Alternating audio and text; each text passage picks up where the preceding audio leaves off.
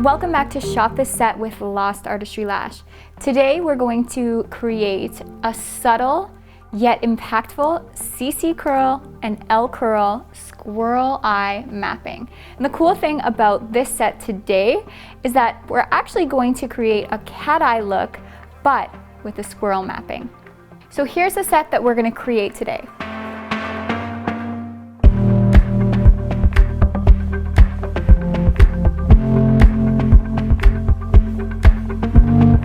Today we have Anna, who is also a lash artist, so we work together in creating this style. If you want to check out Anna's work, it is at LashExtensions by Anna on Instagram. Today we're doing, like I said, a squirrel map on her.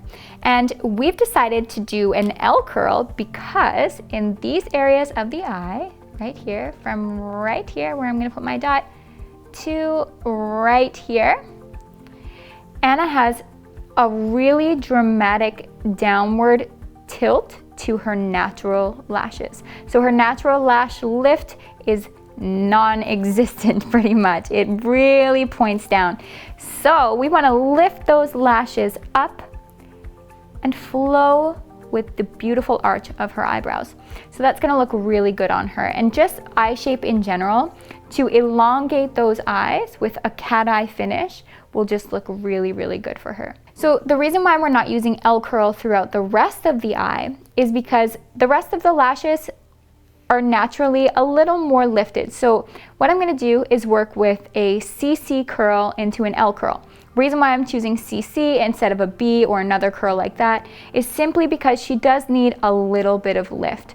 The rest of her lashes do still point, I would say, a little bit down, just moderately tilted down, not extreme by any means like the outer corners, but we still do need a little bit of lift in there. And what's going to end up happening, because her lashes do point down already, is that the inner corner to the middle of the eye is going to look pretty subtle even with a CC curl, just because of that downward tilt to her natural lashes already.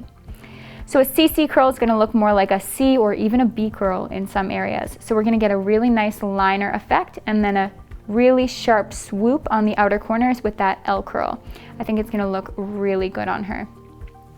So today we're going to be working with a volume lash set, but Anna does like a bit of texture, but natural texture. We're not going for a piecey look by any means. We're just going to use our feathering technique. If you're curious about the feathering technique, don't worry, we do have another video added into your Shop This Set just below that walks through the feathering technique as well. But just as a quick recap, feathering just means that we're going to add lots of different lengths within one section. So I believe I'm going to work with her longest point, a 13 millimeter. I will add the map at the end of this, and you have it within your email as well. But 13 millimeter, I believe at this point is going to be my longest length, but while I'm working, I sometimes switch up my lengths just depending on how it looks. And if I put a 13 on and it looks too dramatic, I will switch it out for a 12 millimeter, and same goes if it looks a little too natural, maybe I'll use a 14 millimeter. But once I get in there and work, I'll really know. How I check that, I will show you later, but I use my inspection mirror to just look at the lashes while I'm working, and I find that this really helps me create the most perfect set for my client, because I can do all the styling in the world, and sometimes when I see it on that client, it just looks different than I had imagined. So it's nice to keep an eye on your work while you're working. All right, so I've got my dots in here. This is my emphasis area for my squirrel mapping, and I believe I'm going to go all the way down to about a 7 millimeter on the inner corner. And my longest length in CC may be around a 9, and then I think I'll transition into that L curl. So we'll do a blend throughout, and I'll show you how I do that as well. But before we dive into actually lashing, I have to talk about the diameter that I'm going to choose. So I am going to be working with a mix of 0.07 and 0.05 diameter lashes today, and you can use either pre-fan or handmade fan for this set. So I'm going to do a 50-50 mix just to show you that it balances out and looks exactly the same no matter what your choice of volume is.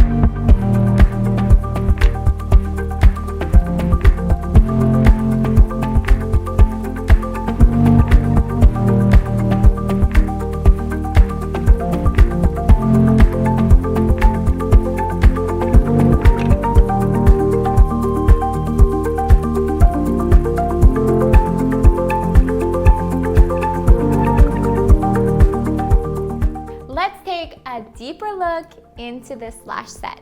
So I am gonna run you through how I blend the CC curl with the L curl and chat a little bit about the dimension choice and how to ideally assess your client's natural lashes to make sure that this dimension is suited for them.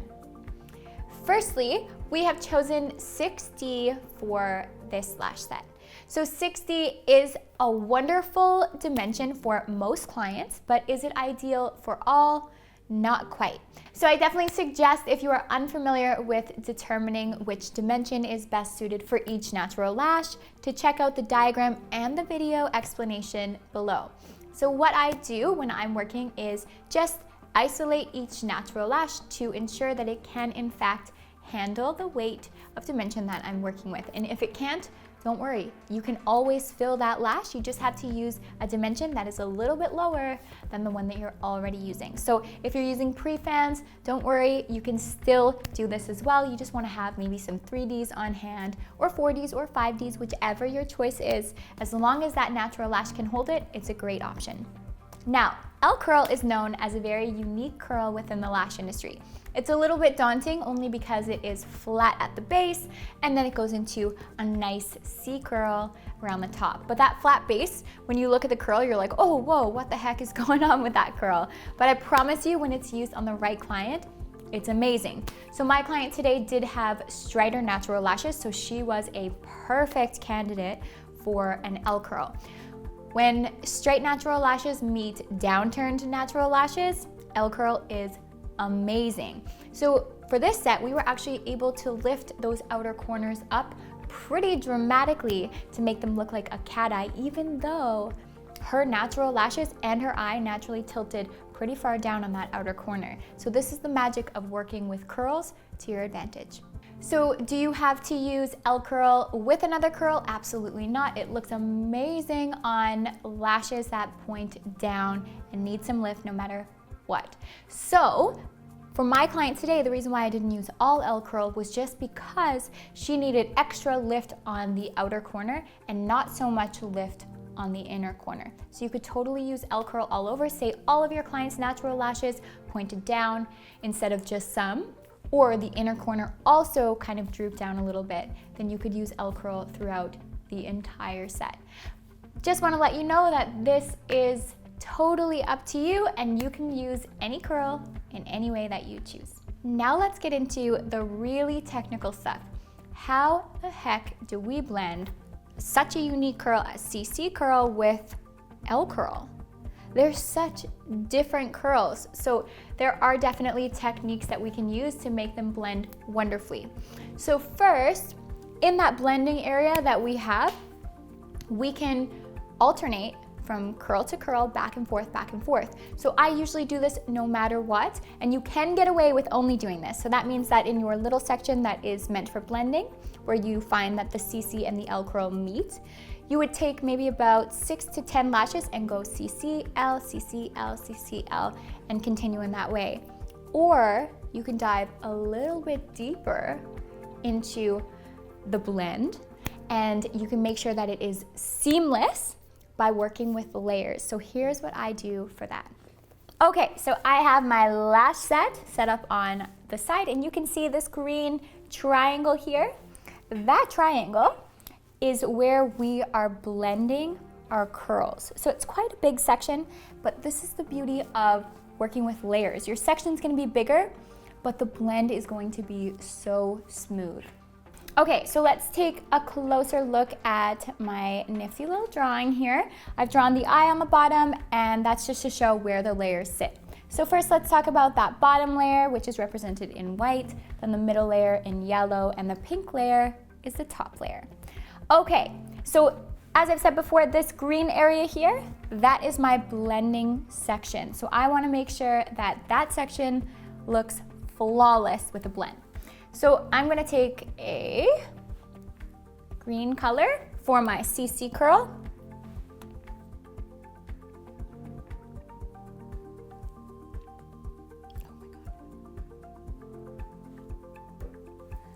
I'm gonna use green for my CC section, and then my L is over here, and this is my blend section. Okay, So here's what we do for layering.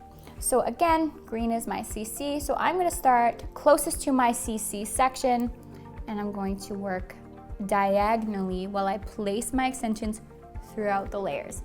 So we have our CC on the top layer, and then I'm gonna work again on that diagonal. So then I'm gonna place my next CC on the middle layer, just down from that one, and then my next on the bottom layer. And I'm gonna continue that pattern throughout the eye. Throughout the blend section, I should say. Now, once I've done that, and again, you're gonna follow your lengths like you normally would, your length, your mapping like you would have anyhow. So we're not worrying about lengths. You're gonna follow that to a T. But now I'm gonna work with that L curl. So I'm gonna use blue to show L curl. So I'm gonna do the exact same thing, but with my L curl. Work on a diagonal throughout the layers.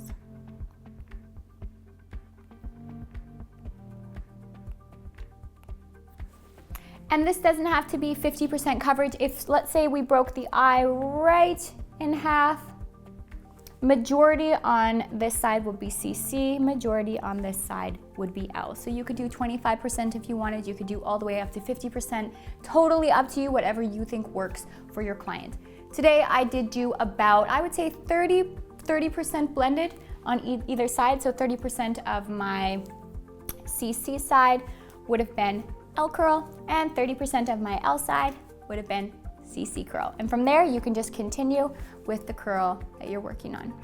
If layering is a little bit daunting to you, don't worry, you're not alone. Layering is such a hard thing to get used to, but we do have a video specific to that in your Shop This Set playlist as well.